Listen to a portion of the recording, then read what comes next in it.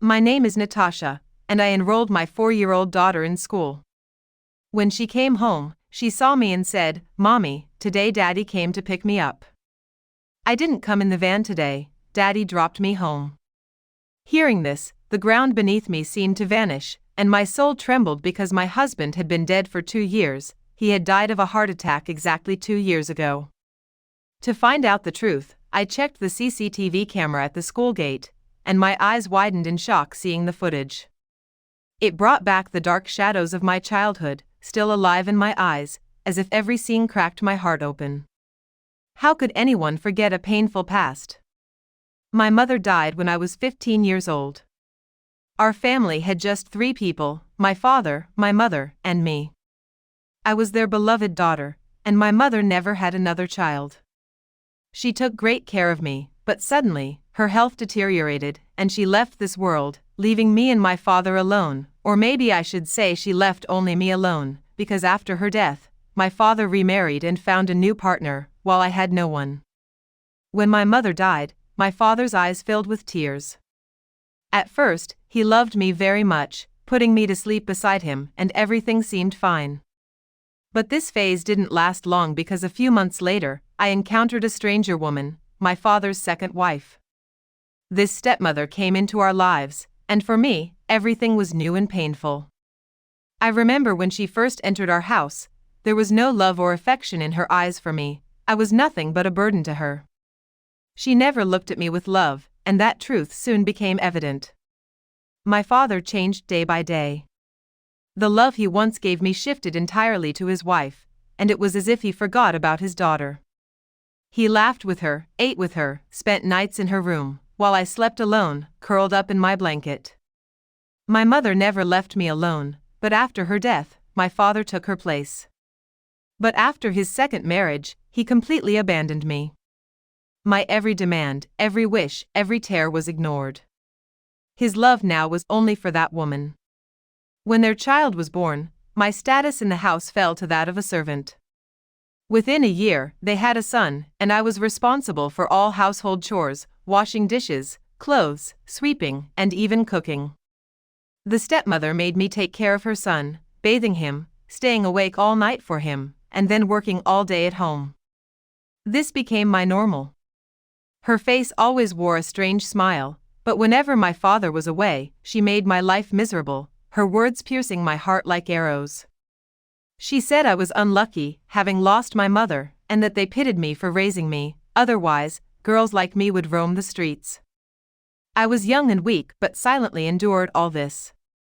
Once, I tried to complain to my father about her, but she cried in front of him and said I was lying and needed to be controlled, or I would ruin their reputation. My father slapped me hard and said never to bring complaints against her again, saying she cared for me like a mother, but I kept accusing her. From that day, a deep regret grew inside me. School was my only refuge where I found some peace. Seeing girls like me laugh made my heart burn, but I consoled myself that someday I would become something and my life would change. But that day never came. When I was 17, one day after school, some boys blocked my way and started saying nasty and threatening things. I tried to move forward, but they stopped me, and I was scared, trembling, with no one behind me. Suddenly, I heard a voice, "Hey, don't touch her or I'll break your hand." It was David, who pushed the boys away and stood in front of me, signaling me to hide behind him. He chased the boys away as if they were trash. I looked at him, and when he turned toward me, his eyes gave me a strange peace. I lowered my gaze but felt my heart beat for the first time for an unknown reason. After that day, he often came my way during school hours, sometimes just saying hello from afar or watching me from the shade. One day, he asked how I was, probably looking for an excuse to talk, and I shyly replied I was fine. He smiled and said, "Keep smiling, you look very beautiful when you smile." I kept looking at myself in the mirror that whole day, wondering if I really looked good smiling or if he was just teasing me. But all this remained a dream because a few days later, my stepmother woke me up and said, "You will no longer go to school. Get up quickly and do all the house chores. Wash clothes and dishes, they are all piled up. Forget about studying, your job is to work at home, not to learn. I tried to say something, but she dragged me by my hair to the kitchen and said I had to cook dinner that day. I cried but was forced to do all the housework. When my father came home that evening, he asked why I hadn't gone to school. Before I could answer, my stepmother said I had run away and was roaming the streets. She caught me and brought me home. My father looked at me angrily, didn't listen to me, and believed his wife. He pulled my hair and said, "Be ashamed. You are my daughter and behave like a decent girl. If I hear any complaint about you again, I'll cut your hair. No more school for you. Forget studying. This is your life now, housework." I sat quietly, crying. All my dreams were shattered, no love, no education, no light, no peace at home. My hands were full of dishes and my heart was burdened with a weight that grew heavier day by day. One evening, when I stepped out to buy vegetables, I met David, who said, "Natasha, where have you been? You haven't been seen around lately. Is everything okay?" I just replied that everything was fine. Seeing the tears streaming from my eyes, he wanted to say something, but I turned and walked away. After that day, I learned how to live. I just passed the time, not understanding much. But David became a hope for me. I secretly smiled thinking about him and remembered him often. He usually met me at the street corner where the school route began, and now that I didn't go to school, he waited for me there. One day, I gathered courage and started going there myself, maybe to convince my heart that not everything was over yet, that I could still breathe. He smiled at me and said, "Natasha, this world isn't made for girls like you, but we will make this world like us. Just hold my hand." And I truly held his hand. Time passed, and our love completed 1 year. David was 3 years older than me, he was 20. So far, my stepmother hadn't found out that whenever I stepped out for any reason, I met David, and our silent love had been successful. We kept talking about small things that true companions share. One day, holding my hand, he said if he hadn't met me, maybe he would have become like this neighborhood. I laughed and said, "Then you become like me." He got serious and promised he would never leave me alone. He took me to the park, we sat on a bench. Holding my fingers, he asked, "When will this hand hold mine?" I used to laugh. In every meeting, we wove small dreams, thinking about our future. He said one day he would have his own house, where I would be with him. I laughed as he said I would keep smiling like this in that house, and he would keep watching me. We would have our own small world with children of our own.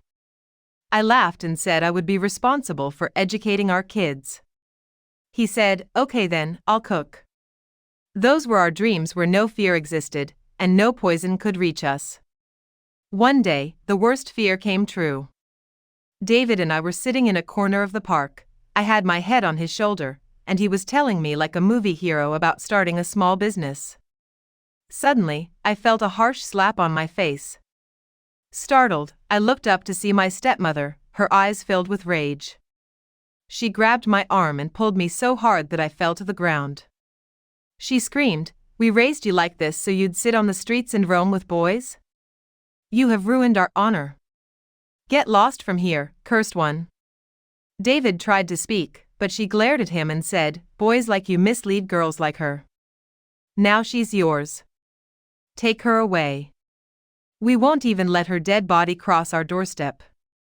It felt like glass was melting and falling in my ears. Trembling, I walked with them as she dragged me.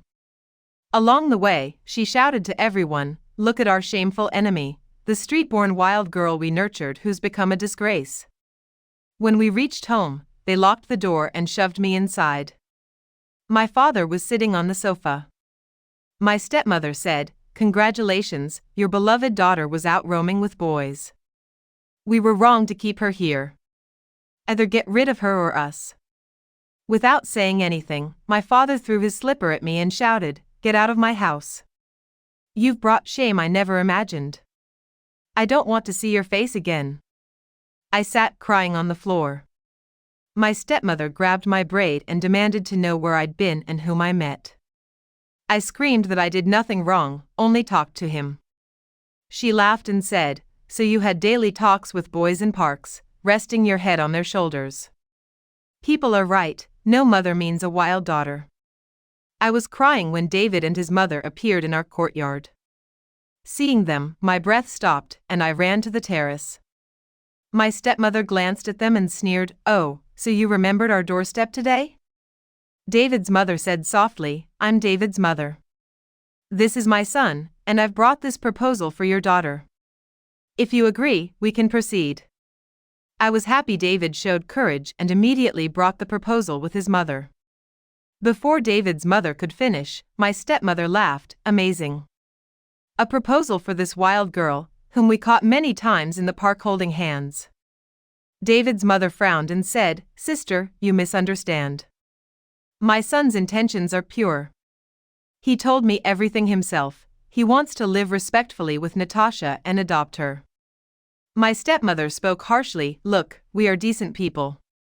Your son loiters around our house every day." David looked up and said, "Auntie, I love Natasha. We both agree, just your consent is needed." My stepmother snapped, "Stop this nonsense. Boys like you don't love, you mislead girls, take advantage of their innocence.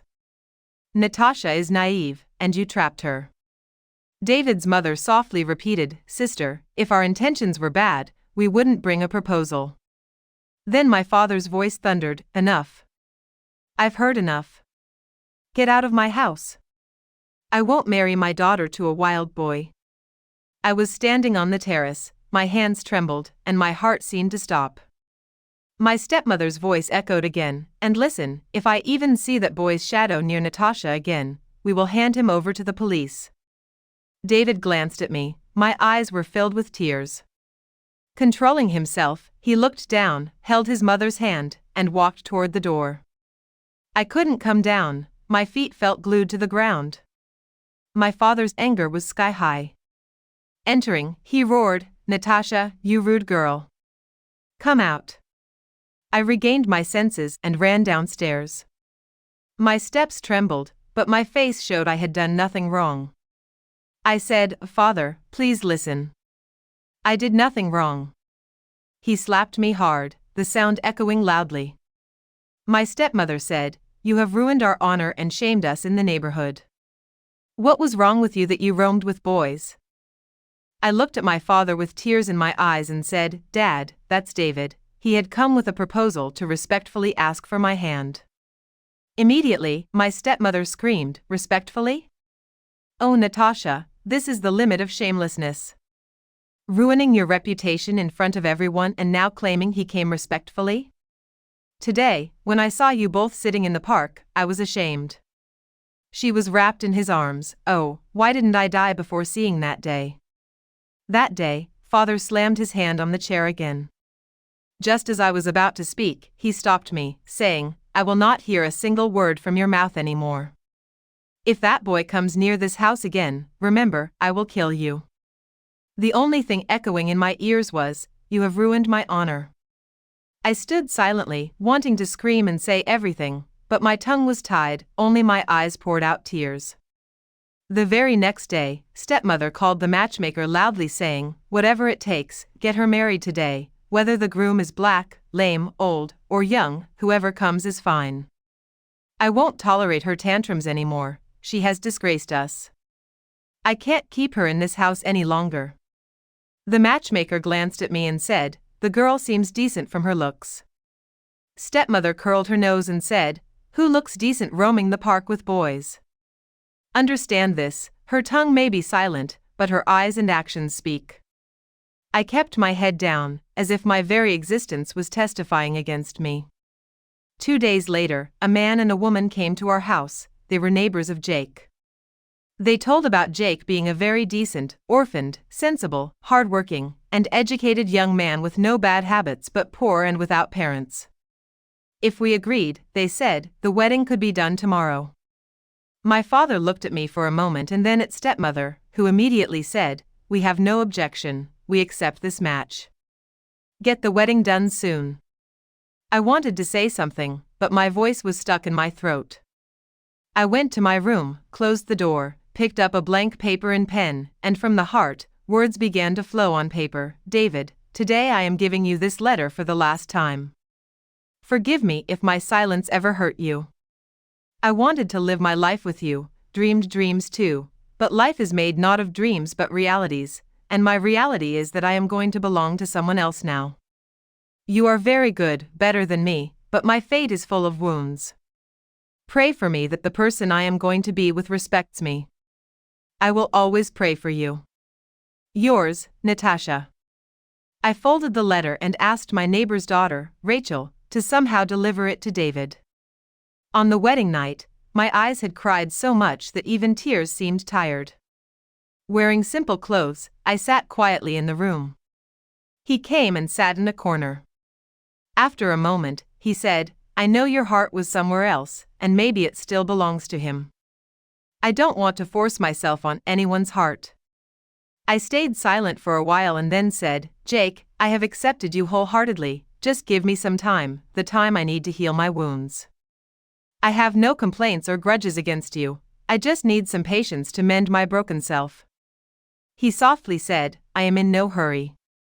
You are my destiny, and I know how to wait for my destiny. For the first time, I saw love and respect in a man's eyes for me, no lust, no claims, just silent trust, as if he was saying, I will wait. Natasha, no matter how many times or how long it takes, I won't claim you without your consent. That moment, I first thought that every decision of the higher power is always for some benefit of ours. In the beginning, I remained silent, and he stayed within his limits and I within mine, but every day brought a new aspect, Jake's gentleness, the peace in his words, and his listening without questions, all started settling in my heart slowly. One night, while handing him a cup of tea after dinner, I asked, Jake, have you ever felt alone? He smiled slightly and said, one feels alone when there are sounds around but silence in the heart. I have always grown up in silence. Surprised, I asked how. He said, I was raised in an orphanage, I don't even remember my parents' faces. When I was 5, I was left at the orphanage gate. The name Jake was given by the orphanage people. I looked at him with astonishment as if my heart had been ripped open. Softly, I asked if he ever searched or wished to know about his parents. He silently said, I was too little, by the time I came to know, it was too late. Reality replaced wishes, and the reality was no one was there to call me their own. My hand holding the teacup trembled. Looking down, I said, I know very little about you, but what I know has made a big place in my heart. He lowered his gaze and gently said, I am not great, Natasha, I just became quieter with every pain I endured. The orphanage roof was blue but boundless like the sky and merciless too. There were friends, but every face was ordinary, every laugh modest, and every heart had a longing. I never expected anything from anyone because those who lose shadows in childhood learn to befriend the sun. I had seen tears in his eyes for the first time, silent, restrained but ready to flow like a voiceless storm. I placed my hand on his and said, now you are not alone, I am with you. I will give you the respect and love you might have only thought of.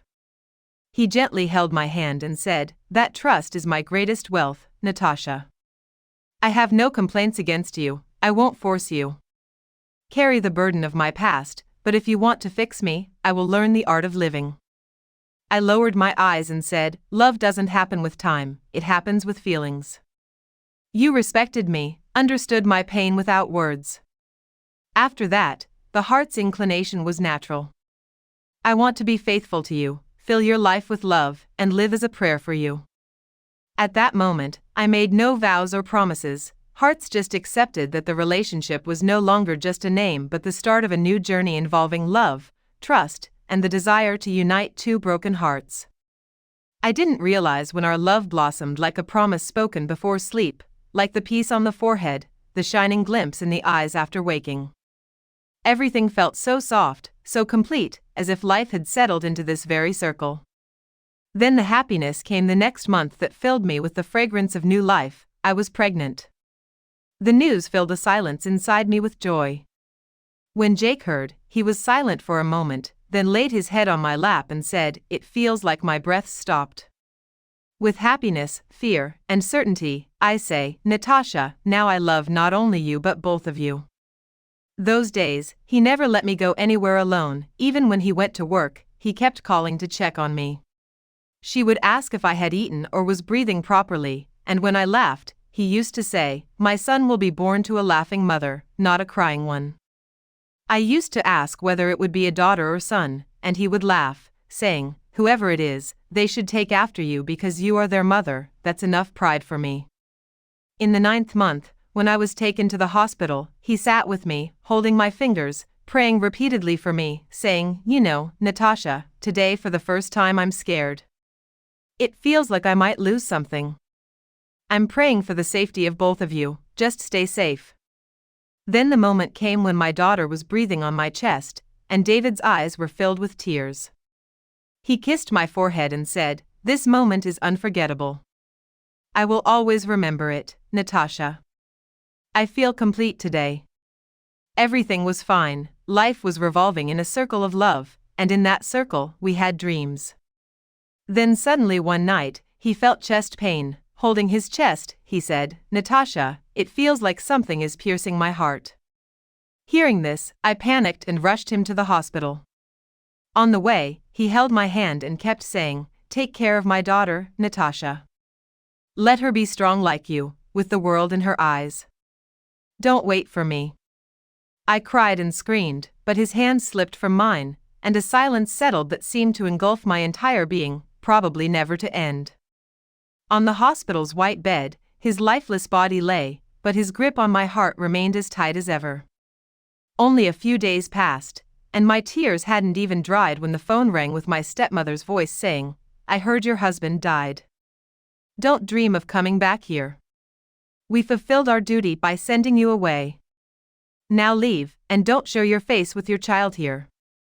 I remained silent, thinking why would I go back where only accusations awaited me. I held my daughter close, wondering where life would take me now, but one thing was certain, I would raise David's daughter to be a woman who would never bow down, who would look people in the eye and speak with confidence. Holding my daughter close, I saw my world crumble before my eyes. In the early days, I didn't care about food or clothes, only held Natasha and kept talking about David's last wishes, that our daughter become strong like him. I kept telling myself she must not become weak, "Natasha, she cannot see you breaking." Over time, I gathered myself, started washing my own clothes, cooking, and with pain in my heart, knocked on every door, learning from people. I bought an old sewing machine and told the neighborhood women to get their kids' clothes stitched by me. I would charge less and work well. At first, 1 or 2 women came, some gave me scarves, others sari petticoats, and some blouses, saying, "Natasha, your stitching is very neat." I worked silently, time moved like this, day and night stitching. I didn't even notice the seasons, just tangled in dreams with the sewing needle. For years past, Natasha turned 4. I bravely enrolled her in a nearby school. Filling the admission form, my hand trembled writing the father's name. I saw the last image of David's trembling hand and his last words, "My daughter will be strong like you." I wiped my tears, submitted the form, and held Natasha's small hand, standing her at the school gate. She looked at me and said, "Mom, I will go to school every day, right?" I nodded, saying, "Yes, my daughter, you will go every day, study, and progress." She said, "Then I will grow up like you and work." I loved her and said, "No, daughter, you won't be like your mother, you will be even better. You are not meant for a sewing machine but for a pen, to wear the garment of education." On her first day, I waited outside the school until her last period ended. She came out happily, saying, "Mom, the teacher praised me today and said Natasha is very smart." I said to myself, "My daughter, you became smart the moment you gave your mother the strength to live again." At night, she would open her books saying, "Mom, please teach me." Even with tired hands, I would come alive at her voice. Every morning became routine. I prepared her, sat at the machine myself, she went to school, and came back telling me stories of the day. One day, Natasha returned home from school with a strange smile. Taking off her shoes, she mischievously sat close to me. I turned off the machine and asked why she was so happy. She quietly said, "Mom, you know, Dad came to meet me today." The bobbin of thread slipped from my hand, my heartbeat stopped for a moment. I asked nervously, "What did you say?" She said, "Yes, Dad came." Innocently, she replied, "Dad was standing near the school gate. When I came out during recess, he called out to me, 'Natasha, dear.' Then he came close and asked if I knew how to draw. I said no, and he said he would teach me. I asked if Mom would be angry. He said, 'No, don't tell Mom, it's our secret.'" Hearing this, I grabbed her arm sharply, asking, "Natasha, did he touch you?" She laughed and said, "No, Mom, he just talked and then left after a little while." I was very worried and restless all day. The next morning, I took Natasha to school and asked the guard at the gate if any strangers come to talk to children. He said, "No ma'am, no one comes. Only parents come to pick up their kids." "Who are you talking about?" I said nothing and went straight to the principal's office. Opening the door, I said, "Ma'am, I am Natasha's mother, and I need to discuss something urgent. Can you check the CCTV footage of the school gate?" She looked at me surprised and asked what happened. I took a deep breath and said, "My daughter says her dead father comes here to meet her." The principal was shocked and said, "Dead father?" I said, "Yes, my husband died 4 years ago, and if some stranger is calling her daughter, I want to know who he is. It's troubling me to think there might be a kidnapper following my daughter." She assured me they would help and called the staff to get the footage. When the video played, Natasha was seen leaving the gate, and in the corner appeared a man's figure. Seeing his face, my breath stopped, my eyes widened. It was David. The same face, the same eyes, no change at all. He bent toward my daughter Natasha, said something, laughed, signaled with his hand, and she smiled, leaned her head toward him, then took 2 steps back, and he walked away.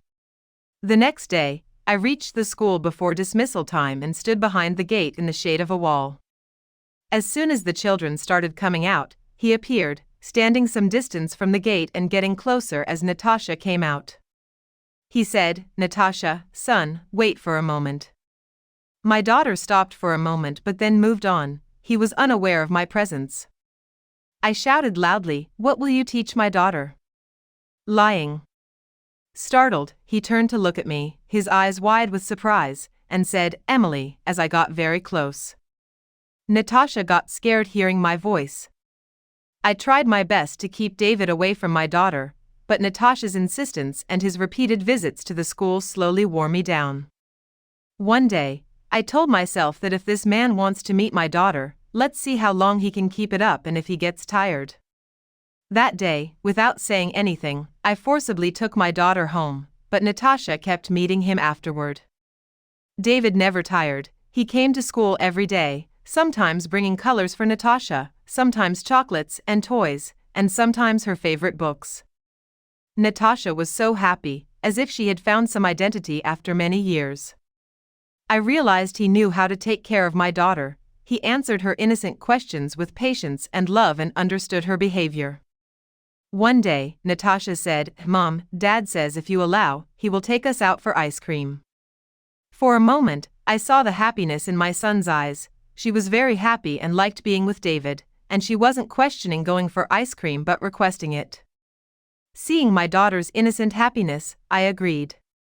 The 3 of us sat on a bench in a corner of the park. Natasha held her favorite flavor of ice cream, happily eating and dropping some. David took out a tissue and cleaned her hands, then looked at me with eyes that held no demand, just a question. I turned my face away, then he softly said, "Emily, I need to talk to you." I said, "Don't say anything in front of Natasha that will confuse her." He bowed his head and said, "I was at your husband's funeral, standing behind but didn't have the courage to come forward. I only saw your face from afar, the peace you had after enduring so much. I couldn't become your husband, couldn't be a part of your life."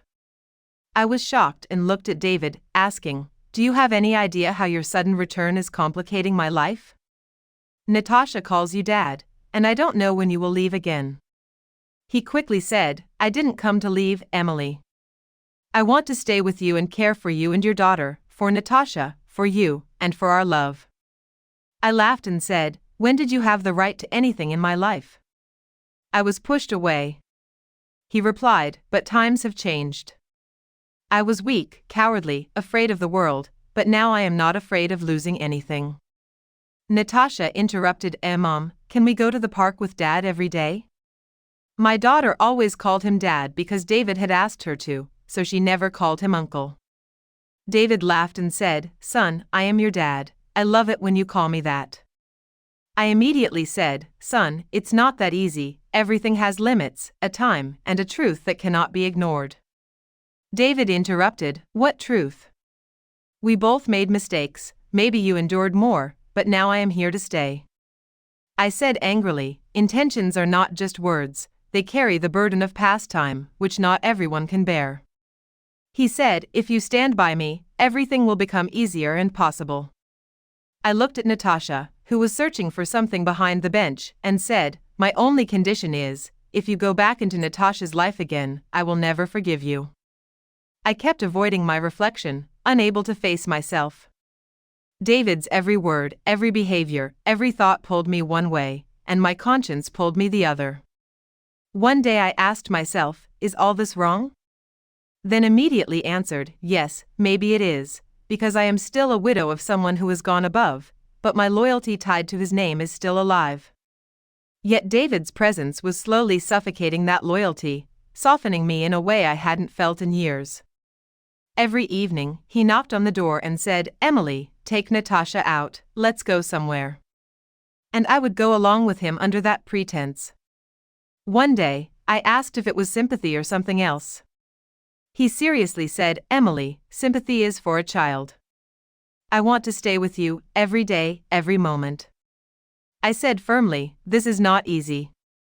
I pray daily for my deceased husband's soul to rest, and then I sit with you drinking tea. Do you think it's simple for me? He said, So are you doing all this out of compulsion? I was silent. He pointed to my hand and said, I didn't hold this hand, but you kept growing it yourself, Emily. You don't have to fight yourself, I'm not forcing you. That night, I couldn't sleep, tossing and turning. Memories of my husband, his words, moments spent together played like a movie around my eyes, along with David's presence, his silence, his help, his love for my daughter, the smiles connected to him, all parts of that film. In the morning, looking out the window, I asked myself, Am I really committing a big sin? Has life taken away my right to live again? Natasha came to me, hugged me, and said, Mom, Dad said he will eat with us today. Please tell him you also want him to stay with us. I saw happiness in her eyes that hadn't been there for years, but inside, a conflict screamed that I was wrong. I held her close and said, If someone's happiness hides another's pain, can that happiness be true?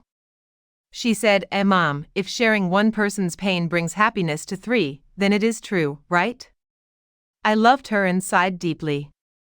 David came, and just as he was about to speak, I said, Sometimes a traveler sitting at the door of the heart is sent away just to make us realize he was a guest, even though he came to stay.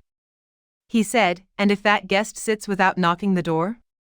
I said, Then maybe it's disrespect to his heart. He smiled and asked, Emily, can I come in?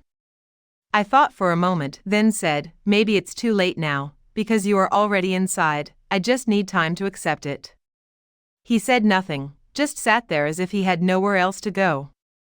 In my heart, I told my husband's soul that I had fulfilled my duty to him, and now maybe it was time for me to claim my own right, to live, to smile, and to feel everything that had been suppressed for years. David was a very good man, he had built his business well, but today he seemed different. When he returned in the afternoon, I asked where he had been so long. He lowered his eyes and said he had gone to talk to the priest. I asked curiously about what.